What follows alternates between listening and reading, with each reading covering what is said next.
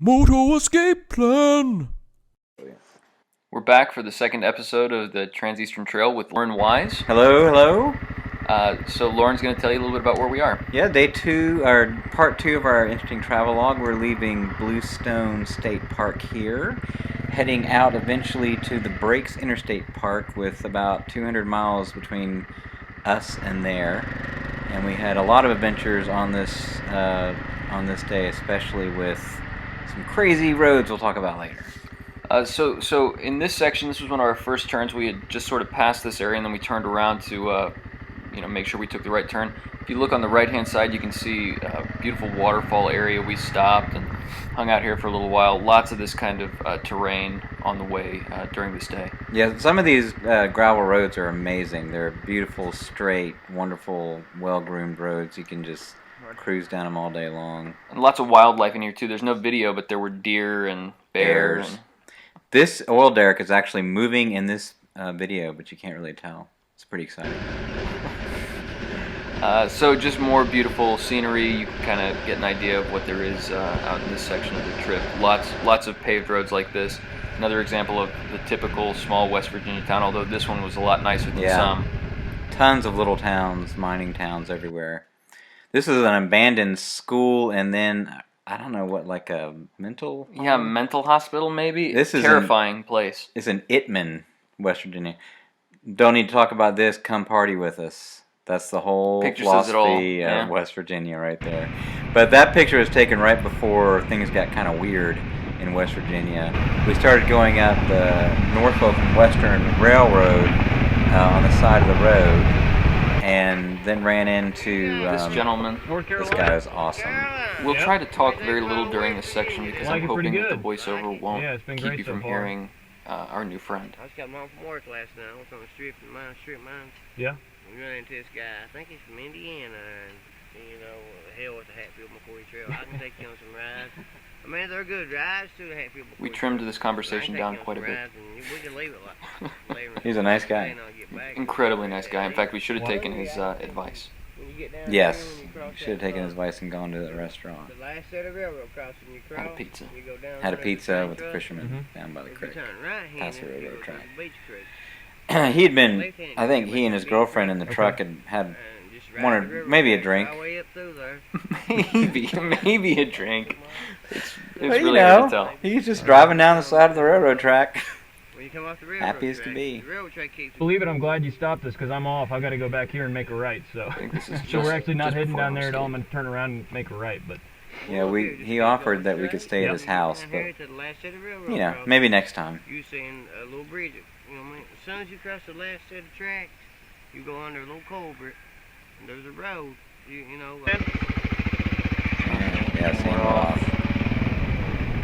So we turned around, and this cuts straight into one of the roughest sections. And the video, of course, I turned the camera around so you can't tell. Just after this, it gets really hairy. Yeah, this road is called a Loom Creek Road, and it was. It looked like they had just started to try to regrade it, but it was all.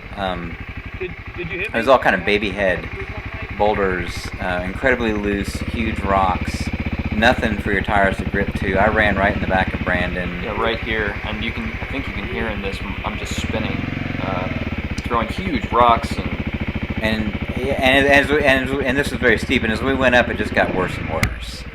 So anyway, if you're out there, be careful of this. It may be a lot better now because clearly they're in the middle of something. But even if you get up this section later, there's a section that you will not. I don't think can actually get down on a 650 or a larger bike. Yeah, we turned the camera off not too long after this, and truly this was really the beginning of what probably should have been filmed. In fact, this little gully, which doesn't look like anything, was the end of the most harrowing part of the entire trip, really. It's pretty horrific. In fact, before this, if we hadn't been helped by some really nice folks on some ATVs, we wouldn't have gotten through the day. Right. So the next day we left from the Breaks International State Park and took a ride up Pine Mountain here, and little did we know that, well, I was just hauling up this road and Brandon was way far behind me, and usually he's just, carving these roads like nothing, so I kind of suspected something was wrong. We got on this one lane, and I don't remember the name of it, but we think it might have been what, Indian Path or Yeah, something like that. But as you can see, Lauren ended up doing some tire changing for me. Note the big rock under the skid plate. I used to have a KLR, and this is how we do things on KLRs. But yeah, I had 0 psi for the first 2 hours of the morning. Then we got onto Henry Lewis Creek Road. Oh, I'm sorry, this is not that road though. We did get onto it. This is another road. This was a nice muddy. It's some mud holes. Yeah, in it, I think this is about to turn into mud hole after mud hole. But otherwise, a very nice little road. This section, if I remember correctly, we really stayed off the pavement for a long time. Yeah. Oh yeah. So here's some of what we were running into on that road, and I think this is Helton Lewis Road, and it's totally passable, but you can see the washouts here. It's passable. We actually ran into a car at the bottom of this road, and we were like, "Is this road passable?" And he just looked at us and said, "Yeah, it's passable," and it was, but it was rough. Also, and yeah, if you look at what time of the day it is too, if you do the TET, you will have been riding for 6-7 hours at this point, right. And you will be very tired. I mean, that was the thing. Mr. Leaf took a ride with us. Yeah. Yeah, and I mean, actually, on hindsight, this road was a lot of fun, but it was hard. And there was one place where it gets really rutted. I actually looked at my front suspension when we got down, and I used up all 9.5 inches on some of these ruts, and almost took my bike off a cliff. So I would just be careful out there. I mean, we don't have tons of experience, but we're not novices either. So just a little warning. But it was a blast to ride. Yeah, I mean, looking back at the video, I want to go back as soon as we can. Yeah, you can see the washouts are not great. That coupled with some pretty gnarly mud holes. Some of them we didn't get on tape because we were just desperate to try to get out of there. Yeah, the mud holes that we showed don't compare. There was one that literally Lauren had to get off his bike and pull me out of the mud hole. So there is that on this trip as well, if you're not careful. Again, fun, and if you're on something smaller like a 250, I think it would be like crazy fun. But weighed down to 500 pounds. Yeah, this is the beginning of the mud hole clips. And you guys know how this stuff is. This stuff is like snot. It's just so slick. Is this the one where you? I don't. Nah. There's one where my whole the whole rear end sort of drops in. Yeah, it's this one, I think. No. Nope. Lots of mud though. Makes your bike look cool. We were pretty dirty by the end of this trip. In fact, staying in a hotel room the last night, I felt kind of bad because the hotel room was covered in dust. Yeah. Here's where we thought we had taken a wrong turn, so we went up to check this, and Brandon timidly walks out here and sticks but you can kind of see in the video this is just like a continuous mud hole. It just goes on forever and ever.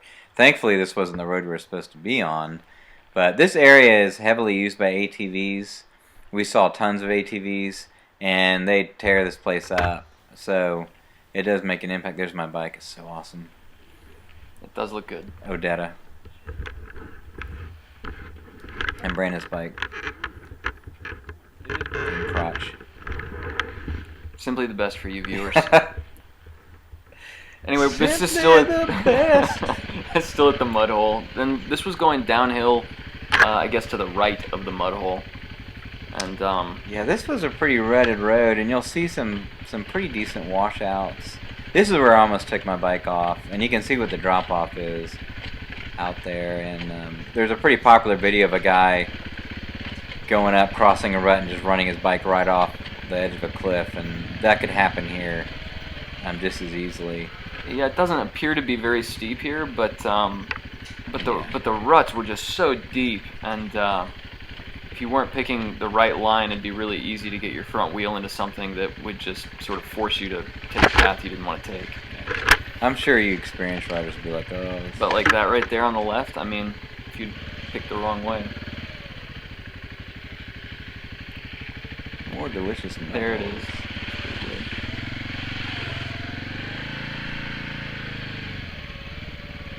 But again, on this strip of road, I don't think we saw another bike, No, another we didn't person. see anyone out here. And this was a very long stretch. Again, you want to fill up before you hit these things. Yeah, you're going to be in a lot of dirt out here. It's really awesome. You know, there's a good bit of paved road, but like in the first couple of days, this is where boink. Wow. The first couple of days, there's huge stretches, and today there's huge stretches. Oh yeah, we'll listen to this dialogue because we're so funny. Up the hill? You go first. I'll be right behind you, buddy. Yeah, my GPS didn't function a lot of the time, and so Lauren led the way most of the time. And very often we'd stop at an intersection. I would ask him, you know, which way, and off he would go. This is the Mongolian superhighway. It's a mining road. It's Unbelievable. One of the coolest things on the whole trip, actually, because you can really get going and see a long way. And we saw packs of ATVs on this thing. In fact, when I turned the camera on, it was just after a pack of 20 ATVs. And then this guy. I saw this little feller who wasn't totally stoked to, you know, see us out there, but he was cool.